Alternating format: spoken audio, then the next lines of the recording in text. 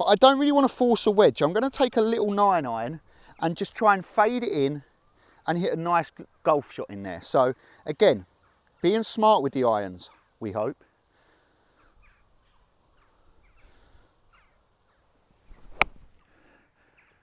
I've pulled it a bit, but because I've aimed right. Oh no! Oh, that's taken a horrid kick off the green. I think we might even be in the bunker now. That is a big mistake by me. Big mistake. Yeah, that was a huge mistake by me there. Actually, massive mistake. I took way too much off my 9-iron, thinking I had way too much club. I either should have gone full out pitching wedge or just committed to a good 9. But we've actually kicked off the green into a bunker now. So we've put ourselves up against the collar, put it that way. And that's something you can't do, especially when you're playing percentage golf. You're taking these irons off the tee to give you a better chance at hitting the greens, to give you a better chance at birdies and stuff. What you can't do is afford to make mistakes, because you're going to be hitting irons off the tee, you're going to be a little bit further back, you don't want to be making mistakes. So our ball actually kicked off that mound there and has ended up in the bunker here. Now this is actually going to be one of the first bunker shots you see on the channel, I believe. So do you know what was actually worse? I went to go clean my grooves again, and when I threw the brush on the floor last time, talking about Oakley would be proud, I left it on the hole, so I'm missing a brush. Right, let's go then. Not much sand in this part because we're up against a hill. Okay, let's open the face up and splash it out, shall we? I'm a little bit nervous about this shot, but come on, we can do it, Joe. We can do it for the channel. Oh no. Oh no, sit. That was really not good, really not good. You'll start to understand in a minute why I was so worried about it going across the green in the other side. Holy moly, we almost had a horrendous mess up. I mean, it was still pretty bad, but even worse than what it already is. Now, the reason I didn't want it to go any further is because it would have gone in another bunker. To be fair though, that shot was played with a pitching wedge, and I'd usually play that with a 58. So maybe we got away with it, but now we have a very tricky putt for par. So again, we got to hit this about 4 balls outright. We got to hit this about 4 balls outside the right edge. So here we go. Good stroke again, Joe. It's quick, it's very quick down that hill. It's so quick, and that is actually a great putt from us. I'm just gonna tap it in. Ah, bogey, bogey, bogey, bogey, bogey. Why? And I've put a big slit in my golf ball, holy moly. Holy moly team, what a hole that was. Not great. I mean, the wedge shot was bad. Just a really bad hole, really. And also, I don't know if you can see, but where I scuffed that ball out the bunker, look at the slit it's made in my golf ball. Holy moly, we'll need a new golf ball for this hole. Right, so the 8th hole at Sheerness is actually a pretty good par 3. I've got 6-iron here, and this is actually going to take a really good hit to get this all the way there. So if it comes up short, we could be looking at the ditch.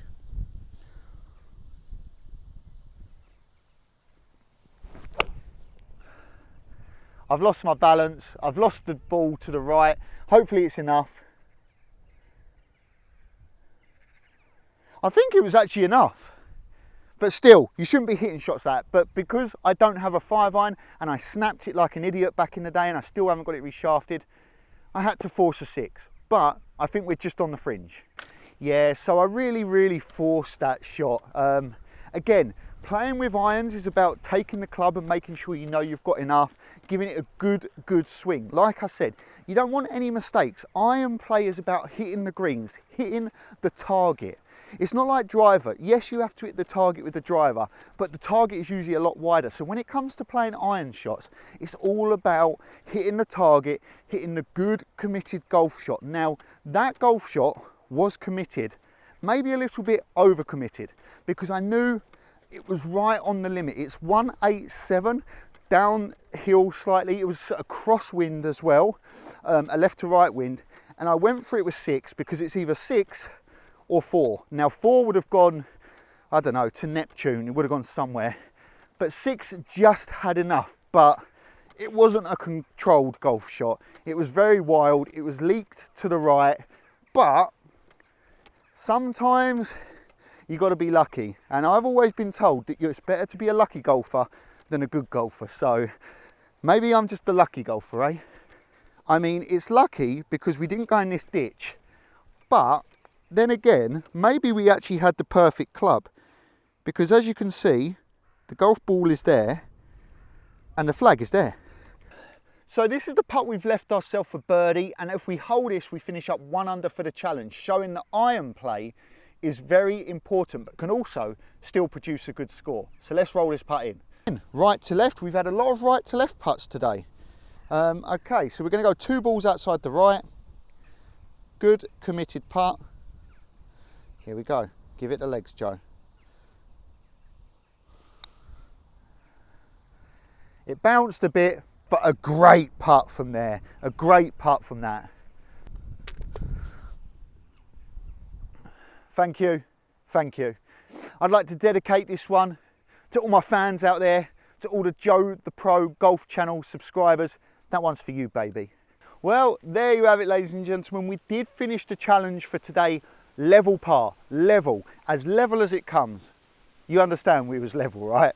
Now what I will do is I will do this challenge again, but I will do it over a 9-hole period as well, because I think it's very important that you all understand how important iron play is. It is probably the second most important thing in golf for me after putting. Maybe chipping as well, actually. Maybe it's the third most important thing, and driving and 3 woods are fourth. So maybe it's actually not that important. But no, on a real, it is actually very, very important to be a good iron player. It just helps out every aspect. It doesn't matter if you bomb a drive 700 yards, well, that would be long. Or you know, hit a 3-iron down the middle and then hit another 6-iron on, because you could drive it 700 yards down the middle, miss the green with wedge. So it comes into percentages again, everyone. I always tell you, golf is about percentages. But anyway, thank you all for tuning into this video. Hopefully you all have enjoyed it. I want to thank you very much for all the support you've been giving me on the channel. Honestly, it's such a buzz creating these videos for you guys, as well as myself, that I just love it. There will be plenty more action coming up on this channel, so do make sure you subscribe, turn that notification bell on, follow me across all my socials, and as always, stay playing golf, but most importantly, stay chopping, choppers.